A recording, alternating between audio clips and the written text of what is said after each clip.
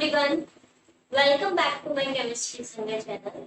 So my name is Diksha और आज हम शुरू करने जा रहे हैं अपना next test that is very important test जिसका नाम है ज़ेल्डाल मेथड। ओके, तो गाइस इससे पहले हम अपनी प्रीवियस वीडियो में we have completed the leaving test और हमने डीमा टेस्ट भी कंप्लीट कर चुके हैं।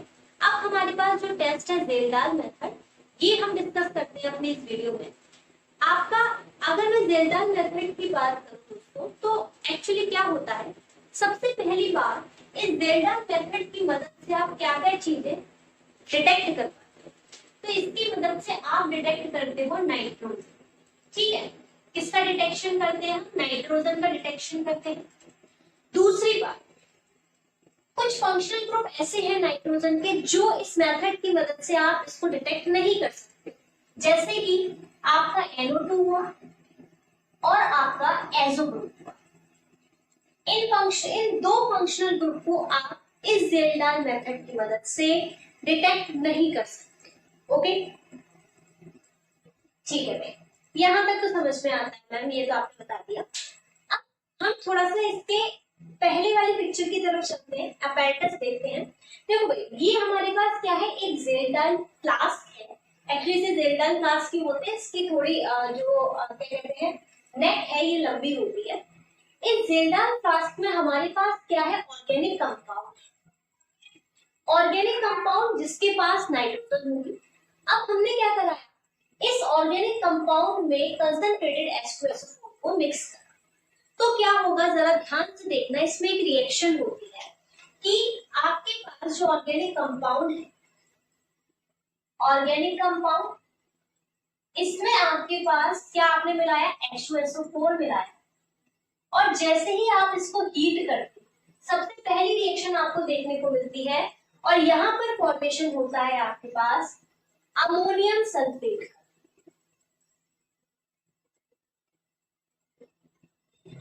किसका फॉर्मेशन होता है? Ammonium sulphate. ठीक है, इस अमोनियम सल्फेट को हम क्या बोलते हैं? ज़ेल्डाल लिक्विड। इस अमोनियम सल्फेट को बोला जाता है ज़ेल्डाल लिक्विड। यहां तक बात समझ में आई? तो आपके पास सबसे पहली रिएक्शन आपने ये ऑर्गेनिक कंपाउंड की किसके साथ कराई, कंसंट्रेटेड H2SO4। देखो, अब आपका ये जो ज़ेल्डाल लिक्विड है, इस ज़ेल्डाल लिक्विड की आप रिएक्शन कराते हो NaOH के साथ। समझ में आया क्या क्या होता है? ओवरऑल पहले आपको प्रोसेस समझाती हूँ। जैसे ही आप इस ज़ेल्डाल लिक्विड की रिएक्शन NaOH के साथ कराते हो, तो आपके पास एक कंपाउंड बनता है। जरा देखो, ज़ेल्डाल लिक्विड क्या है आपके पास, अमोनियम सल्फेट। तो अमोनियम सल्फेट की रिएक्शन आपने कराई किसके साथ, NaOH। ठीक है दोस्तों, तो क्या होगा, यहां पर आपके पास बनता है Na2SO4। ठीक है, सोडियम सल्फेट, और आपके पास बनता है NH4 अमोनियम हाइड्रोक्साइड। अब क्योंकि ये जो अमोनियम हाइड्रोक्साइड होता है, ये बहुत ही रिएक्टिव होता है, नेचर में अनस्टेबल है, तो क्या होगा, ये आपके पास अमोनिया गैस का फॉर्मेशन करता है। क्या करता है? This lead to the formation of ammonia gas as well as water. तो यहाँ से आपके पास दो चीज का फॉर्मेशन होता है। अब देखो, जैसे ही ये लिक्विड आपके पास NaOH से रिएक्ट करेगा, अमोनिया गैस यहाँ से निकलती हुई बाहर जाएगी। ठीक है ना, अमोनिया गैस यहाँ से जाएगी आपके पास, ये ओवरऑल जा करके यहाँ पर आपके इस फ्लास्क में कलेक्ट होगी। अब क्या होता है, इस फ्लास्क में देखो अमोनिया गैस निकलेगी और वाटर निकलेगा, वाटर यहाँ से आउटलेट चला जाएगा, और ये जो आपके पास अमोनिया गैस इसमें आएगी इस फ्लास्क में। इस फ्लास्क में आपके पास क्या है, यहाँ पर आपके पास H2SO4 का स्टैंडर्ड सॉल्यूशन भरा हुआ है। समझ में आया? दोबारा से सुनो, ये जो अमोनिया गैस है यहाँ पर आकर कलेक्ट होगी फ्लास्क में, और इस फ्लास्क में आपके पास क्या रखा हुआ है, ये है आपके पास स्टैंडर्ड H2SO4 सॉल्यूशन। अब इसको आपके पास स्टैंडर्ड क्यों बोला गया है? क्योंकि गाइस यहाँ पर हमें इसकी मोलैरिटी पता है, हम कितना वॉल्यूम इसका ले रहे हैं हमको ये भी पता है, इसीलिए ये क्या है आपका स्टैंडर्डाइज्ड सॉल्यूशन, जो हमने इसको स्टैंडर्डाइज किया। क्लियर हुआ? तो वी नो द मोलैरिटी, और you can say you know the normality of that liquid, ठीक है, आपको इस सॉल्यूशन की नॉर्मेलिटी पता है, ठीक है ना। अब देखो ये जो सॉल्यूशन आप H2SO4 लेते हो ना, ये आप एक्सेस में लेते हो, ऐसा क्यों? ऐसा इसलिए कि जितनी भी अमोनिया गैस आ रही है ना, वो इस कंसंट्रेटेड H2SO4 सॉल्यूशन से रिएक्ट करता है, ठीक है, तो इसीलिए इसको एक्सेस में लिया जाता है। अब ये अमोनिया गैस जब इस H2SO4 से रिएक्ट करती है तो क्या बनाती है, एक बार देखो, ये रिएक्शन आपकी बहुत इंपॉर्टेंट है, आपको याद रखनी है। अमोनिया गैस जब आपकी H2SO4 से रिएक्ट करती है तो आपके पास फॉर्मेशन होता है दोबारा से NH4 का होल ट्वाइस SO4। इस लिक्विड का आपके इसका आपके पास फॉर्मेशन होता है इस कंपाउंड का, ठीक है ना। अब एक बात और, यहां पर आपने क्या किया है, नॉन वॉल्यूम लिया, ठीक है, किसका, H2SO4 का। अब सपोज करो आपने एक्सेस H2SO4 लिया हुआ है, लेकिन अमोनिया गैस इसमें आई, इसने बाकी इसमें रिएक्शन करके इसमें ये बना दिया, लेकिन कुछ ना कुछ लिक्विड तो इसमें एक्सेस बचा होगा, है ना। तो कुछ लिक्विड जो इसमें एक्सेस बचा है, उस लिक्विड को आपको क्या करना पड़ेगा, न्यूट्रलाइज करना पड़ेगा। दोबारा से सुनो, आपने क्या किया है, एक्सेस H2SO4 सॉल्यूशन लिया है, इसमें अमोनिया गैस ओवरऑल इससे रिएक्शन करेगी तो ये कंपाउंड बनाएगी, लेकिन फिर भी इसमें आपके पास एक्सेस H2SO4 बचा होगा, उस बचे H2SO4 को आपको न्यूट्रलाइज कराना है। तो अब इसको न्यूट्रलाइज कराने के लिए आप क्या करते हो, स्टैंडर्डाइज NaOH से साथ इसकी टाइट्रेशन कराते हो, और you can say standard NaOH के साथ इसकी रिएक्शन कराते। तो क्या होता है जरा देखो, जब आप NaOH की रिएक्शन किसके साथ कराते हैं, H2SO4 के साथ कराते हैं, तो क्या है, बेस जब एसिड से रिएक्शन करेगा तो सिंपल आपके पास क्या बनेगा, this lead to the formation of salt and water, तो बनेगा Na2SO4 प्लस वाटर। क्लियर हुई यहाँ तक बात। इसमें मोस्ट इंपॉर्टेंट चीज आपको याद रखनी है, that is your this reaction, सबसे इंपॉर्टेंट रिएक्शन है। आखिर क्यों ये मैं भी आपको बताऊंगी, पहले यहाँ तक क्लियर हुआ मुझे जल्दी से।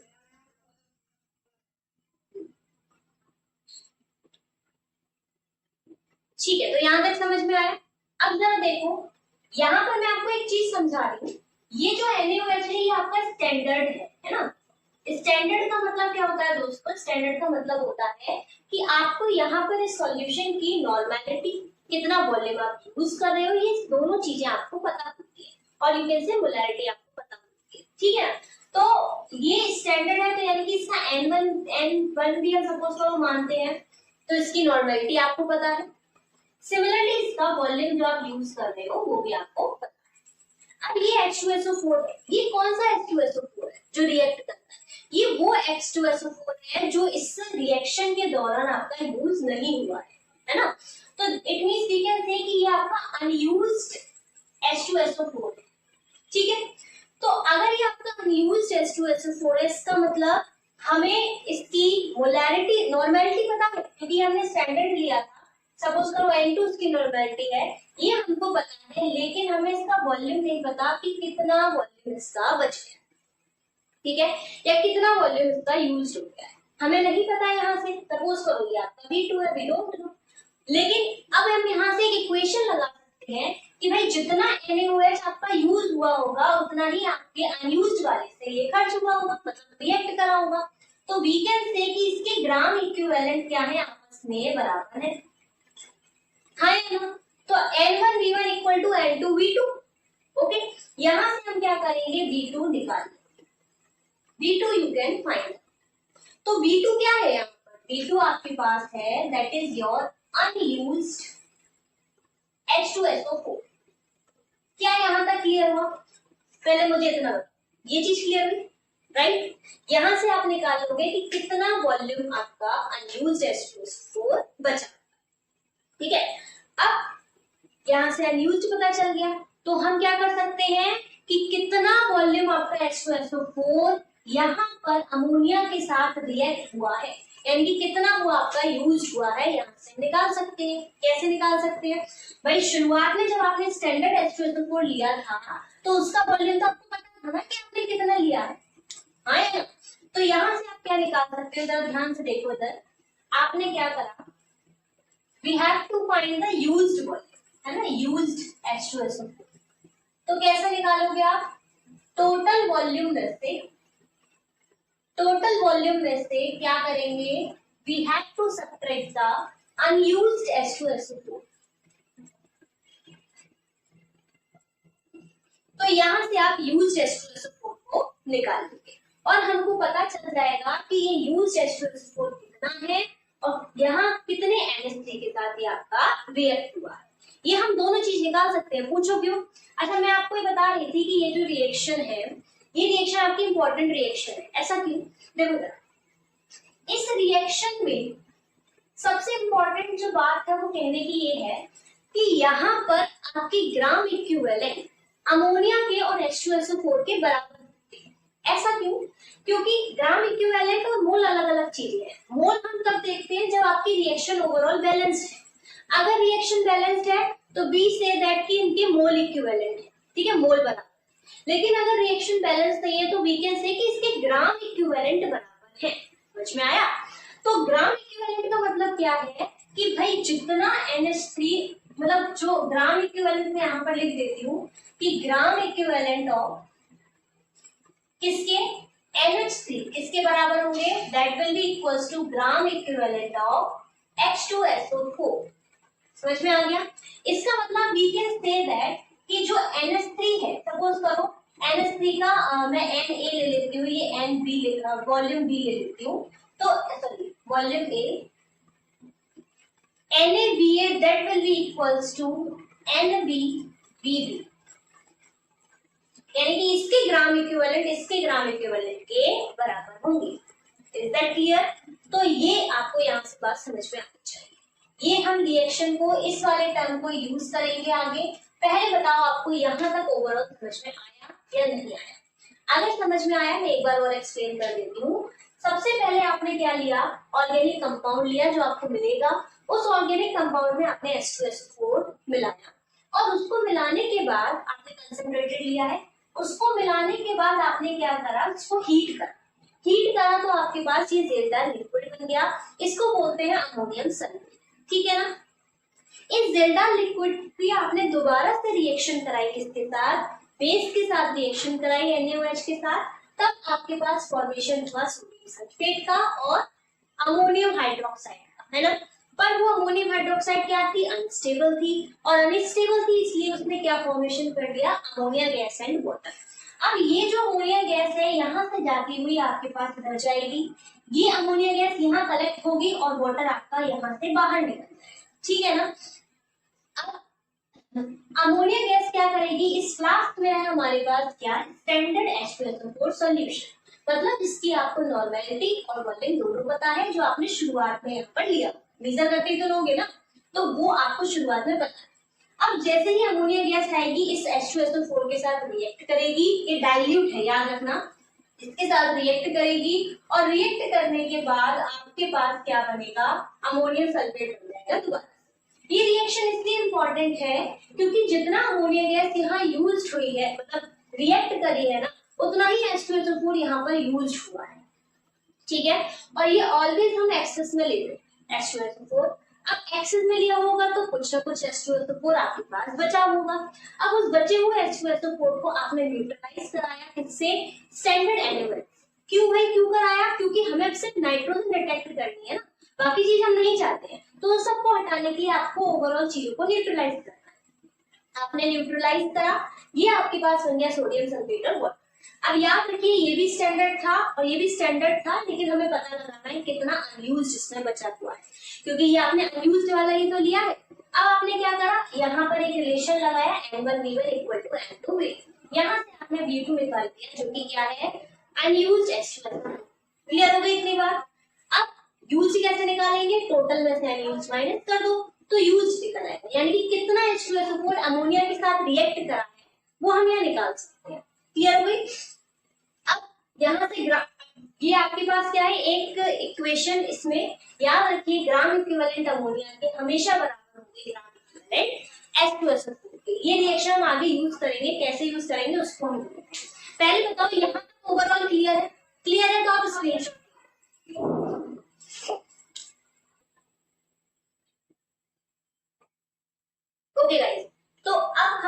मेन हमारे पास क्या मतलब हमारा एक एजेंडा क्या था कि भाई हमें परसेंटेज ऑफ नाइट्रोजन डिटेक्ट करना है ना। तो परसेंटेज हम किसी भी चीज की कैसे निकालते हैं, देखो सपोज करो मुझे परसेंटेज नाइट्रोजन कैलकुलेट करना है, तो फॉर्मूला क्या होगा परसेंटेज नाइट्रोजन का, wait of nitrogen upon weight of organic compound into 100, इसी तरीके से निकाला जाता है। ठीक है, अब वेट ऑफ ऑर्गेनिक कंपाउंड तो आपको पता होगा क्योंकि आपको मिलेगा लैब में, तो आप उसको वेट कर लोगे तो यहाँ से आपको डाल सकते हो। लेकिन वेट ऑफ नाइट्रोजन हम कैसे निकालें कि भाई उस जो रिएक्शन हुई थी हमारे पास इसमें कितनी नाइट्रोजन यहाँ पर थी, उसको हम कैसे निकालेंगे, तो उसके लिए सुनिए भाई, उसको हम निकालेंगे with the help of known quantity. जैसे सपोज करो मैंने एक अमोनिया का लिक्विड लिया, मतलब मैंने अमोनिया ली जिसकी नॉर्मेलिटी मुझे पता है N1 है और जिसकी वॉल्यूम भी मुझे पता है V1 है, मतलब मैंने नॉन वॉल्यूम लिया है दो। ये स्टैंडर्ड सॉल्यूशन है अमोनिया।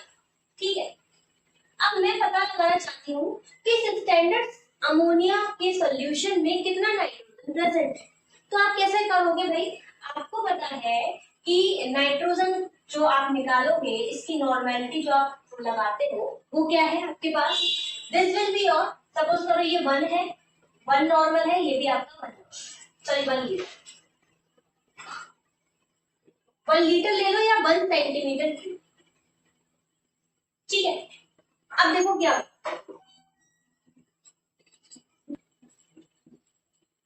सॉरी 1 लीटर या फिर आप क्या कह सकते हो 1000 मिलीलीटर। ठीक है, अब क्या होगा, नॉर्मेलिटी का फॉर्मूला क्या होता है, molecular weight upon equivalent weight, यही फॉर्मूला होता है। इक्विवेलेंट वेट आप कैसे निकालते हो, इक्विवेलेंट वेट निकालने का फॉर्मूला होता है molar weight upon N factor, right. तो यहां से आपके पास क्या निकल कर आएगा, यहां से आप निकाल सकते हो क्या, दैट अच्छा यहाँ वॉल्यूम भी होता है, वॉल्यूम इन मिलीलीटर। ठीक है, इनटू ये सब। अब यहां से आप नॉर्मेलिटी निकालो भाई 1, नॉर्मेलिटी आपकी 1 है, मॉलिक्यूलर वेट आपको नहीं पता, इक्विवेलेंट वेट आपके पास कितना निकल कर आएगा, this will be your molecular weight upon N factor, यानी कि आपके पास 17 निकल कर आएगा, राइट। क्लियर हो गई थी बात, एन फैक्टर अमोनिया का 1 होता है याद, ठीक है ना। तो 17 इंटू 1, नीचे आपका वॉल्यूम कितना है, तो यहां से आपके पास वेट कितना निकल कर आया, that will be your 17 gram. Clear हुई इतनी बात, तो ये आपके पास किसका आया, वेट ऑफ NH3। अब हमें पता है भाई कि 17 ग्राम NH3 में, ठीक है, या फिर आप ऐसे कह सकते हो 70 ग्राम छोड़ दो, तो आप ऐसे कह सकते हो कि 1 नॉर्मल और एंड 1000 मिलीलीटर वॉल्यूम में कितना नाइट्रोजन है, कंटेन नाइट्रोजन, कितना नाइट्रोजन है दोस्तों, दैट विल बी योर 14 ग्राम। भाई 14 ग्राम है नाइट्रोजन, ठीक है। लेकिन अब हम अगर अननोन की निकालना चाहते हैं, सपोज करो अननोन NH3 है, इस अननोन NH3 आपके पास कितना आया, दैट इज योर N2B, ठीक है, या यू कैन से N और B हम मान लेते हैं, छोड़ बाकी सब, ठीक है ना। तो यहां से अगर आप निकालना चाहोगे तो कितना आएगा आपके पास, दिस विल बी योर, निकल कर आएगा आपके पास कि N2B2 ही मान लो, N2 आपके पास नॉर्मल सॉल्यूशन है, एंड B2 आपके पास वॉल्यूम है, इसमें कितनी नाइट्रोजन आएगी, contain nitrogen, that will B 14 upon 1 into 1000 millilitre, और ये आपके पास हो जाएगा N2, ठीक है ना। तो यहां से हमने क्या करा कि इतने नॉर्मल सॉल्यूशन में आपकी नाइट्रोजन का वेट निकाल लिया, ठीक है ना, इतना ग्राम नाइट्रोजन। अब कुछ नहीं करना आपको, इसको उठा करके इस जगह रखना, ठीक है ना। तो जरा देखो क्या होगा, अगर मैं इसको यहाँ रखती हूँ तो वैसे रेस करती हूँ, देखो अब क्या होगा, रखो भाई, percentage nitrogen will be equals to, weight of nitrogen की जगह क्या रखोगे, ये 14/1000 इंटू N2V2। ये N2V2 क्या है याद रखना, ये N2V2 अमोनिया का है, मैं आगे लिख देती हूँ। ये किसका है दोस्तों, अमोनिया का है, ठीक है ना। N2V2 अपॉन किसका, N2V2 अपॉन ये हो गया, और overall weight of the organic compound into 100, ठीक है। अब एक बात सुनो, यहां से मैंने क्या करा, ये 2 जीरो काट दिए, तो यहां से क्या हो जाएगा आपके पास, this will be 1.4 into N2V2 upon weight of organic compound into 100, sorry 100 नहीं आएगा, this will be only this. अब मैं आपको यहाँ से एक बात समझाना चाहती हूँ कि जो रिएक्शन हमने वहां ली थी ना, NH3 मतलब जब आप H2SO4 के साथ रिएक्शन करा रहे थे और अमोनियम सल्फेट बन रहा था, तो मैंने आपको बताया था वहां पर ग्राम इक्विवेलेंट किसके, ग्राम इक्विवेलेंट किसके, NH3 के किसके बराबर थे, ग्राम इक्विवेलेंट ऑफ H2SO4, आया ना। तो मैंने आपको बताया था आप क्या करें कि इसका N1V1 या N2V2 जो भी कराया था, यहाँ पर मैंने N2V2 लिया तो मैं इसको N2V2 ले लेती हूँ, कोई दिक्कत नहीं है। ये किसके बराबर होगा, N1V1, ठीक है। मतलब आप अपनी तरीके से इनके डेजिग्नेशन लिख लेना, ये थोड़े गड़बड़ हो गए मतलब, लेकिन आपको समझ में आ रहा। तो यहाँ से N1V1 के बराबर आया। अब क्या कर सकते हो, इस N2V2 NH3 वाले की जगह पर आप इस एसिड के भी लिख सकते हो NH3। ये कौन सा है, यूज्ड वाला, ये जो यूज्ड हुआ था ना वो वाला है, और V1 आप ऑलरेडी वहां से निकाल चुके थे, जो यूज्ड वाला है, ये यूज्ड वाला, ठीक है, याद रखना ये यूज्ड वाला, ओके, ये यूज्ड लगा दो MUV, ठीक है ना।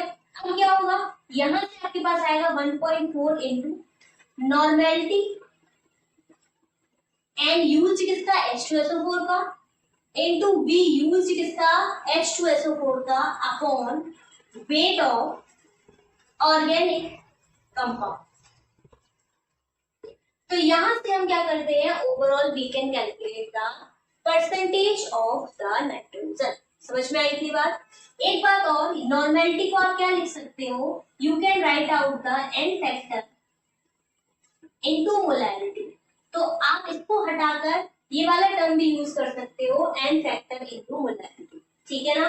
तो यहां से आपके पास क्या होगा, ये रिलेशन आप यूज कर एक और फॉर्मूला निकल कर आएगा, जो क्या होगा कि percentage of nitrogen will be equals to 1.4 into n factor into molarity into volume used upon weight of organic compound, ठीक है। तो एक फॉर्मूला आपके पास ये निकल कर आया। आई होप आपको ये चीज समझ में आई है, यस और नो, क्या ये चीज आपको क्लियर हुई, पहला तो मुझे आप ये बताएं, स्क्रीनशॉट ले लो इसका।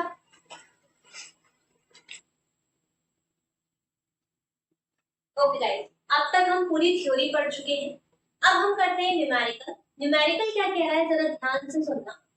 0.35 ग्राम ऑफ ऑर्गेनिक कंपाउंड, ठीक है ना, was detailized and the ammonia obtained was passed into 100 centimeter cube of N/5 H2SO4। यानी कि यहाँ पर जो आपने टोटल वॉल्यूम लिया है ना, टोटल वॉल्यूम ऑफ H2SO4 कितना लिया है दोस्तों, this will be your 100 centimetre cube, ठीक है। और इसकी आपके पास नॉर्मेलिटी कितनी दी है, दैट इज योर N/5। यहाँ तक क्लियर है। अब वेट ऑफ ऑर्गेनिक कंपाउंड क्या है, that will be your 0.35 gram. आगे बढ़ते हैं। The excess of acid require 154 centimetre cube of N/10 NaOH for neutralisation. इसका मतलब जो एक्सेस आपके पास H2SO4 बचा उसको किसने न्यूट्रलाइज करा, उसको न्यूट्रलाइज करा N/10 NaOH ने, और उसका कितना वॉल्यूम यूज हुआ, 154 सेंटीमीटर क्यूब। समझ में आया। यानी कि हम यहां से लगा सकते हैं कि जो NaOH है, volume of NaOH used for neutralisation of H2SO4 कितना हुआ दोस्तों, this will be your neutralisation of excess H2SO4, ऐसा लिखो एक्सेस H2SO4, ये कितना है दोस्तों, this will be your 154 centimetre. अब यहाँ से हम क्या निकाल सकते हैं, हम वो वॉल्यूम निकाल सकते हैं जो H2SO4 का आपका एक्सेस वाला वॉल्यूम है, यानी कि अनयूज्ड वाला। कैसे निकालते थे, याद करो, N1V1 will be equal to N2V2। यहाँ से नॉर्मलाइजेशन आपके पास, सॉरी नॉर्मलिटी कितना है, सपोज करो ये NaOH का है, ये आपका H2SO4 का, जो कि कौन सा है, अनयूज्ड वाला। तो यहाँ से नॉर्मलिटी कितनी है NaOH की, this will be your N/10 यानी कि 1/10। वॉल्यूम कितना है 154। N2 आपके पास कितना है 1/5। वॉल्यूम आपको निकालना। तो यहाँ से आपके पास क्या कहते हैं, ठीक है, V2 कितना निकल कर आएगा दोस्तों, फटाफट से बताओ कितना आएगा। यहां से आप V2 कैलकुलेट कर लो, ठीक है, ये आप कर सकते हो, ठीक है। V2 आपका यहां से निकल कर आ जाए। जब आपका V2 निकल कर आए तो आप कैसे निकालोगे, वॉल्यूम ऑफ H2SO4 यूज, कितना यूज हुआ होगा दोस्तों, टोटल वॉल्यूम आपके पास कितना है 100। 100 में से माइनस कर दो आपका ये वाला अनयूज्ड वाला, ये आपका कितना निकलेगा, दिस विल बी योर, ये आपका निकल कर आएगा अप्रॉक्स, देखो सॉल्व कर लेते हैं इसको, 5 4 20 की 0 फिर लेके 2 5 5 25 77.0 यानी कि 77 आपके पास वॉल्यूम निकल कर आएगा। तो ये हो गया 77, यहां से माइनस करोगे तो कितना आएगा, 33 मिलीलीटर। और कैलकुलेशन देख लेना, अगर कोई गड़बड़ हो तो अपने आप तरीका समझो, ये आपका अनयूज्ड निकल आया। आप परसेंटेज नाइट्रोजन कैसे कैलकुलेट करते हो, 1.4 मल्टीप्लाई, ठीक है, किसका H2SO4 की नॉर्मेलिटी कितनी है आपके पास N/5 यानी कि 1/5 इनटू वॉल्यूम यूज्ड H2SO4 का कितना है 33 upon weight of organic compound, organic compound का वेट कितना है 0.05। तो यहां से अगर आप सॉल्व करेंगे तो ये आपके पास निकल कर आएगा परसेंटेज ऑफ नाइट्रोजन।